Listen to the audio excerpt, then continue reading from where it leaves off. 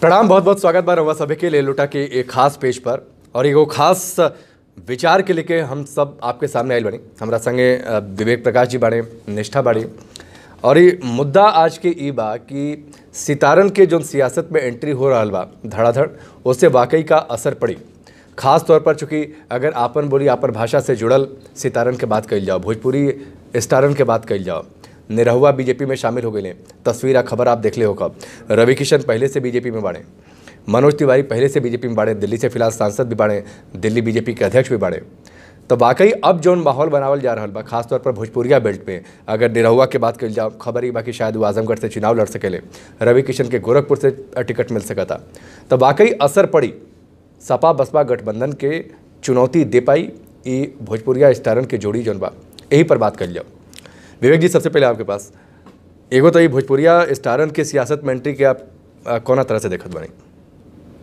एगो ग्लैमर बा जौन बीजेपी में जुड़े जाता है, एकरा से अधिका हमरा निखन समझ में आवत कि एकर कोनो बहुत फर्क पड़े वाला बा। बेशक निरहुआ बहुत बड़े स्टार बड़े आज के डेट में भोजपुरी के, रवि किशन कहीं बड़ा स्टार बड़े, लेकिन वह थोड़ा सा इतिहास में जाए देखी फिल्मी दुनिया में लेके आवे खातिर मनोज तिवारी के रवि किशन लेके अले। आज के डेट में मनोज तिवारी बहुत बड़े स्टार, बहुत कहीं सियासत में भी बहुत ज्यादा आगे, बहुत आगे निकल चुकल बड़े। अब बीजेपी में ये बड़ा एंट्री खातिर रवि किशन के मनोज तिवारी के हाथ पकड़े के पड़ल। लेकिन रवि किशन खातिर ही पहला पारी तो हुई ना। रवि किशन एक पहले भी चुनाव लड़ चुकल बड़े, 2014 में कांग्रेस के टिकट पर चुनाव लड़ चुकल बड़े, अब बहुत बुरा तरीका से हारल बड़े, 42-43 हज़ार लोकसभा में वोट मिल रहे। टोटल परसेंटेज देखल जाओ तो शायद 4% वोट मिल रहे उनका। तो ओकर कोनो मतलब बाना।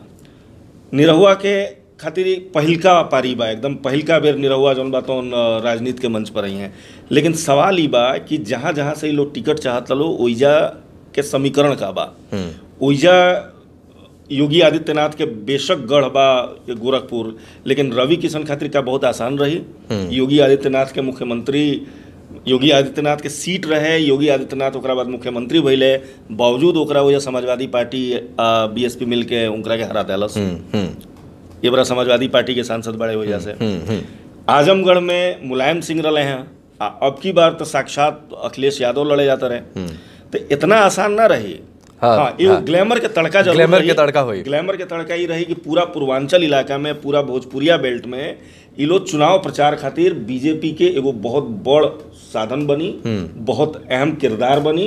आ लोग के जोड़े खातिर, भीड़ जुटावे खातिर ये लोग ठीक बा। भीड़ तो वाकई जुटे जाए, निष्ठा भीड़ जुट जाइए। आमतौर पर देखल भी जाला, खासतौर पर अगर ए बेल्ट पे बात कही जाओ कि कोनो स्टार अगर आवता, खासतौर पर रवि किशन, निरहुआ के बहुत ज़्यादा क्रेज़ बा। भीड़ तो वाकई जुटवे खातिर आजमगढ़ में भी जुटी, अगर उनके टिकट मिल जाता गोरखपुर में भी जुटी। लेकिन वाकई एक जौन ग्लैमर के चका जो जगह बात विवेक जी करते रहे, ये वोट में कन्वर्ट हुई का?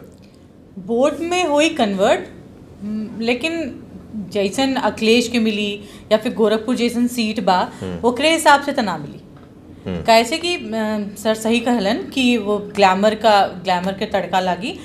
निरहुआ काहे कि भोजपुरी बहुत बड़ा स्टार बाड़न और उनकर अलग से फैन फॉलोइंग बा, तो हो सकेला कि कुछ फैन को उनके वोट मिल जाए, बट ऐसा बिल्कुल नहीं है कि वो वहाँ से जीत जाएंगे। जमानत जब्त हो जाए। और राकेश कुल मिला के पिछला चुनाव से साफ साफ देखल जाता जितना भी वोट बा, वोट तो मोदी जी के नाम पर मिलेगा बा।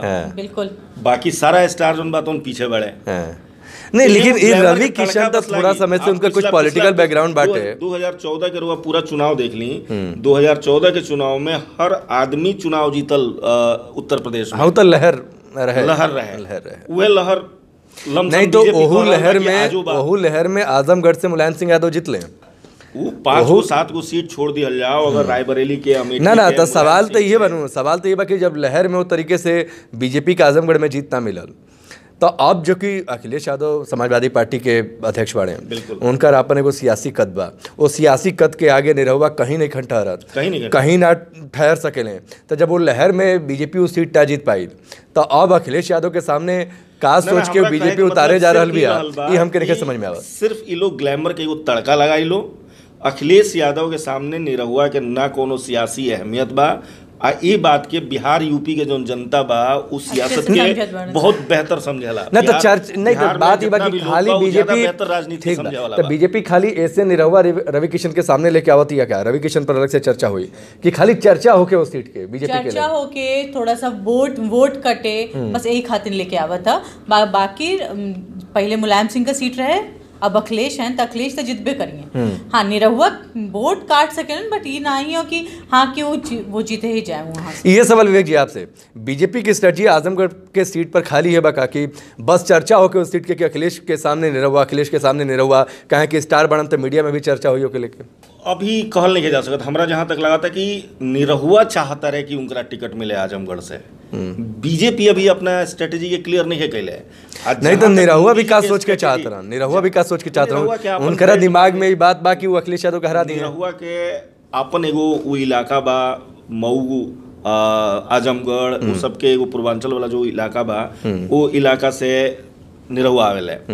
निरहुआ के अपन कोनो स्ट्रेटजी ना हुई, हमरा जहाँ तक समझ में आता है। ऐसा कोनो सियासी उनकर अभी तक ना कोनो बात विचार ना समझ हमरा लागत है, जौना की वजह से निरहुआ चाहत होगा। हाँ, निरहुआ के शायद वो अपन जमीन बा, अपन मिट्टी बा, जौना की वजह से निरहुआ चाहत हुई कि वजह से वो चुनाव लड़े, लेकिन ओकर कोनो बहुत असर हमरा नहीं के दिखत। ठीक बा। दूसरा चीज के हमरा अभी यो उम्मीद कम बा कि बीजेपी टिकट मिल जाए। चलिए वो तो ठीक बा, लेकिन जो खबर बा ओकर आधार पर स्टार प्रचारक भी हो सकेला। हाँ। बस हाँ, लेकिन ये चर्चा या आधार पर हो रहा बा कि खबर ऐसा आ रहा बा कि शायद टिकट मिल सकेला। अच्छा, तनी रवि किशन पर चर्चा कर लिया जाओ। उपचुनाव में गोरखपुर में बीजेपी के हार मिलल, बड़ प्रतिष्ठा जुड़ल, बहुत बुरा हार मिलल। बीजेपी के बड़ प्रतिष्ठा अब दांव पर लागल बा। अगर रवि किशन के गोरखपुर से टिकट मिल जाता तब वाकई ई दांव सही साबित हुई। कहें कि भी कहल जाला कि मठ के सीट है, मठ से रवि किशन के कोनो ऐसा जुड़ाव बाना तो खाली समीकरण के आधार पर उनके टिकट मिली। रवि किशन पर दाव लगा सकेला बीजेपी, जहां तक हमरा समझ में आवता। क्योंकि रवि किशन पिछला कई साल से 2014 से राजनीति में चुनाव हारला के बाद भी रवि किशन सक्रिय राजनीति में कहीं ना कहीं कुछ ना कुछ नजर आवत रहे। कोनो स्टेटमेंट आई, ओकरा बाद से बहुत सही समय देख के रवि किशन जौन बात कांग्रेस से पाला बदल के बीजेपी में आ गए। हाँ। लगभग 2 साल हो जाता है, 2017 से लेकर 2019। एक मतलब है कि रवि किशन के लगे वो राजनीतिक समझ बा कि 2019 में जब चुनाव हुई हम टिकट मांगे तो हम एकाएक बीजेपी में नया कैंडिडेट ना होगी। हाँ। और नया कैंडिडेट ना रही है। दूसर चीज एगो बात बा कि रवि किशन के छवि जौन बात खाली एगो भोजपुरी स्टार के तौर पर नहीं है। बीजेपी में पिछला कई गो बयान उनकर वायरल हो गई बा। अभी हाल में 4-5 दिन पहले जो मुंबई में वो बयान दहले, ठीक बा, स्टेट मोदी जी के एथी पर बनता में उनकर ऑडियो डब कल गई बा। तो सक्रिय राजनीति में लॉबिंग करे में रवि किशन महत्वपूर्ण भूमिका निभा सके। मनोज तिवारी के हाथ ऊपर से बढ़ले। रवि किशन के कई गो ऐसा डायलॉग बा जेकर चर्चा अक्सर होत रहेला। फिल्म के एगो डायलॉग उनकर बा कि गर्दा उड़ा दे, तब गर्दा वो राजनीति में उड़ा पाई कि ना उड़ा पाई है। अब टिकट उनके कहाँ से मिली, तस्वीर वक्त साफ करी।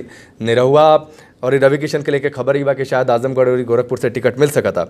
अब वक्त बताई कि टिकट मिला था, मिल गया के बाद असर का पड़ी, ये वक्त बताई। चुनावी मौसम बा, ऐसे ऐसे कुल दिलचस्प किस्सा सामने आवत रही, और चर्चा लगातार ए पेज पर हम लोग मिल के आपसे करत रहा। लेकिन अभी शुभकामना बा, लेकिन उम्मीद बड़ा कम बा। ठीक बा, चलिए आज खातिर बस इतना ही। प्रणाम।